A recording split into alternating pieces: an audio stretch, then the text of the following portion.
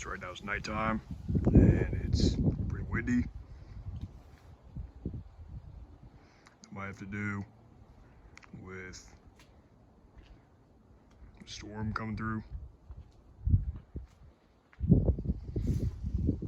Should be sometime over the weekend.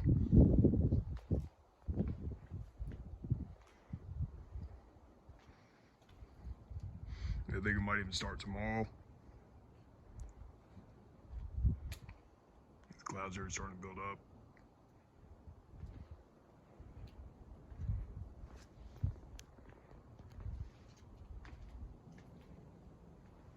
And once the storm gets here, probably make another update. But for now, this is pretty much all I have to say.